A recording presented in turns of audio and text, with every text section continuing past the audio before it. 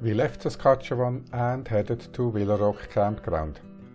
Even though we stayed for 1 week at the park, the most memorable impressions were the traffic jams. But this video is not about Alberta, it's about traveling to Whistler, and for that reason we include the Alberta memories. Welcome to our escapades. Ursula is the navigator, my name is Dieter, and I'm the wheelman. We arrived at the Willow Rock Campground on Friday, August 15th.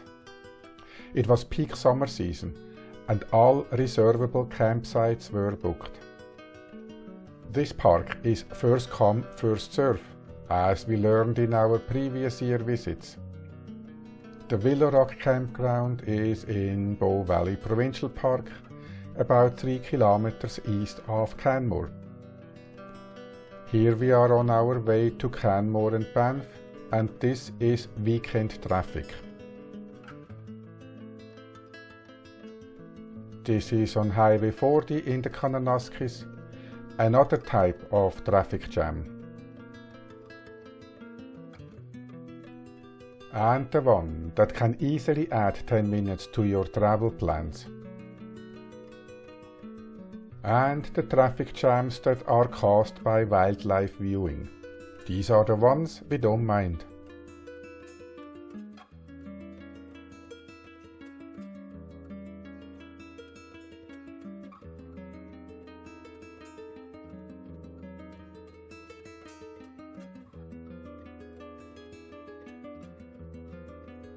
We visited grassy lakes, Grotto Canyon, Troll Falls, and some trails in the Kananaskis in previous years.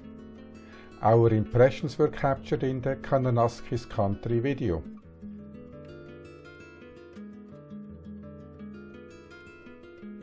After 1 week, we left the Bow Valley in Alberta and headed to Golden in British Columbia. We stayed at Thousand Peaks Resort beside the Sky Bridge and Zipline.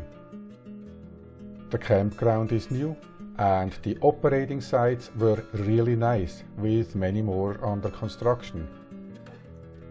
The Sky Bridge and Zipline were not our kind of entertainment, so we visited the world's largest paddle instead.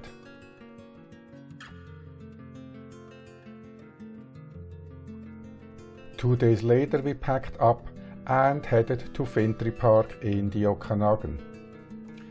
The park is 40 kilometers north of Kelowna on the west shore of Okanagan Lake.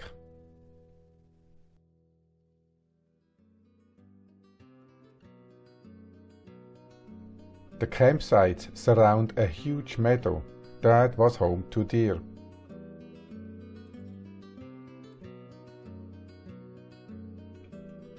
In the evening, they came over to our site for a visit.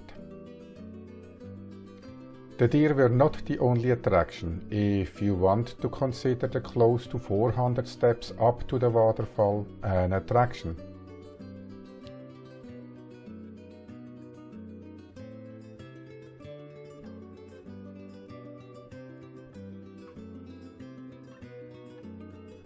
One of the reasons we picked this park was the proximity to the KVR trail. The KVR, or Kettle Valley Rail Trail, is a 660 kilometer recreational trail.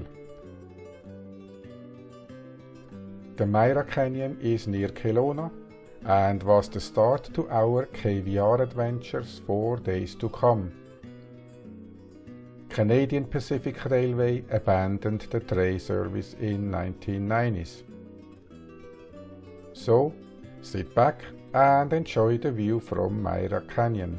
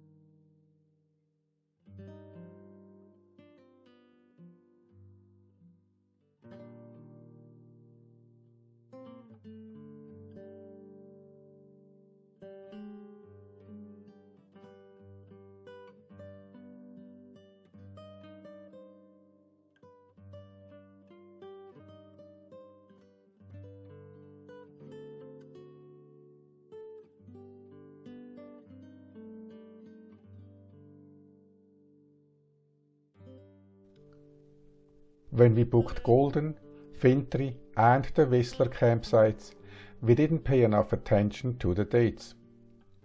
We had one night without a reservation. Looking at the options on the BC Parks website, we found Ross Lake Campground in the Skagit Valley Park. They did have an opening. We missed the 60 km on the dirt road note during the reservation. We didn't spend much time there, just one night to sleep. However, as we found out, it was totally worth it.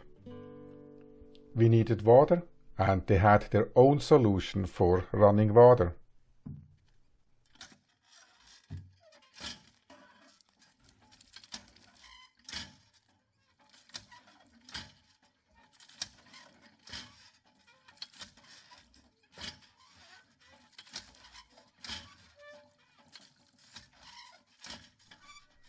We woke up the next morning, no wind and a great view over Ross Lake.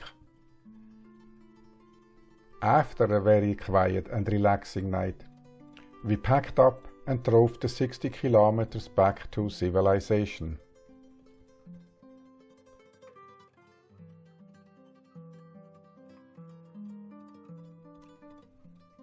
We tried to catch up with the train. The train disappeared into the forest before we got a glimpse of the head locomotive.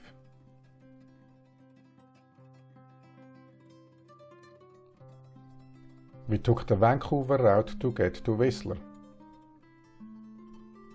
It was the Friday after Labor Day long weekend. It is the last weekend before school starts and one of the busiest. Heavy traffic, but it was moving at a good speed. Our destination was Whistler.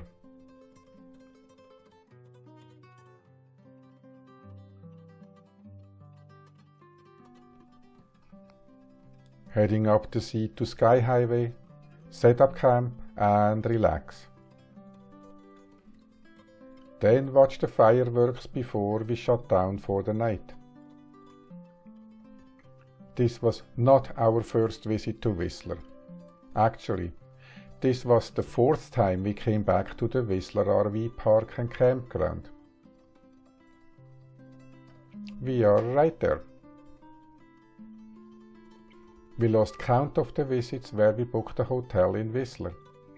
That was a reason to get a camping trailer. The cost of hotels was killing our piggy bank. We had nothing planned for our Whistler 1 week stay. So what do you do for excitement when you have no plans? Go to the car wash. We were over 6 weeks on the road already, and the Jeep deserved a good wash.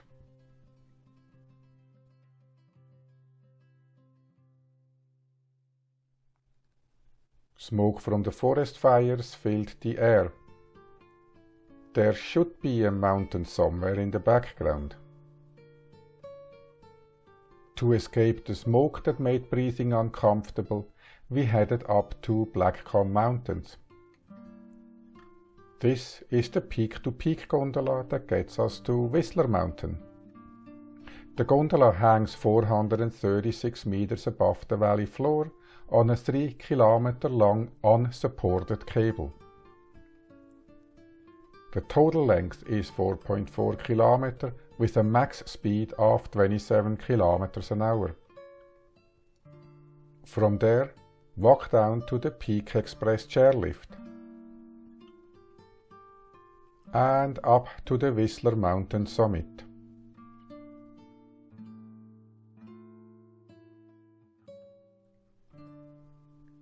Cross the Cloudraker Sky Bridge,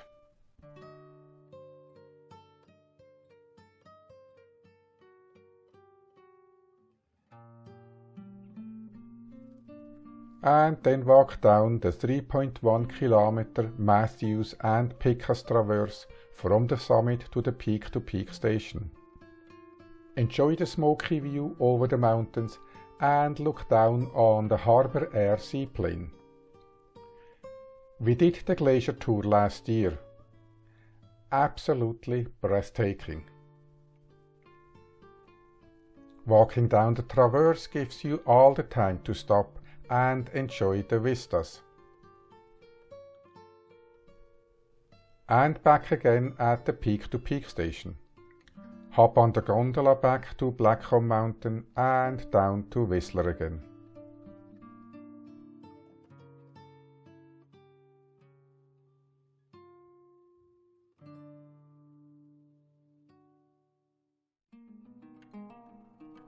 We visited the train wreck and parked along Highway 99. The official trail is well marked and maintained. This is not that trail. There is a pedestrian bypass for this section.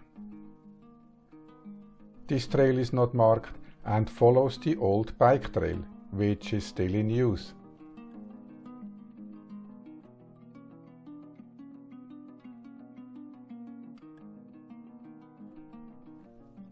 At one point, we could smell fresh spray paint, a sure sign that the train wreck is near. This place is a living canvas for artists.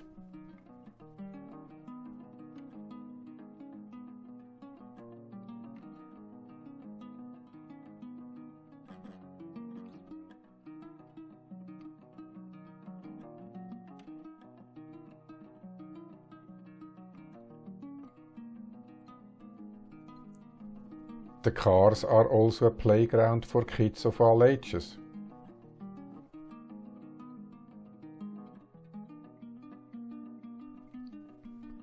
And all the way back over the bridge and up the hill.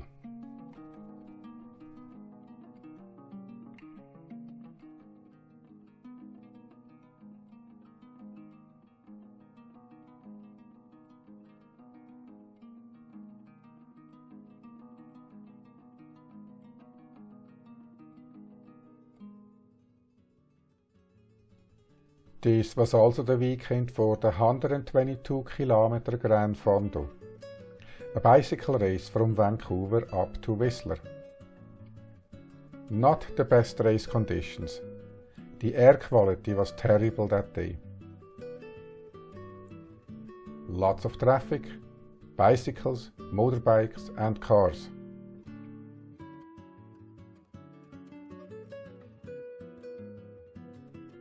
Crossing Highway 99 was not easy, but not impossible. Wait for a gap. Look left, look right. Then cross when it is safe.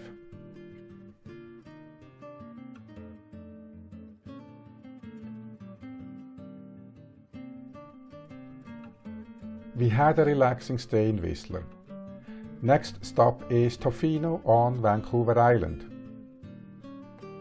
Thank you for watching, and we'll see you out there.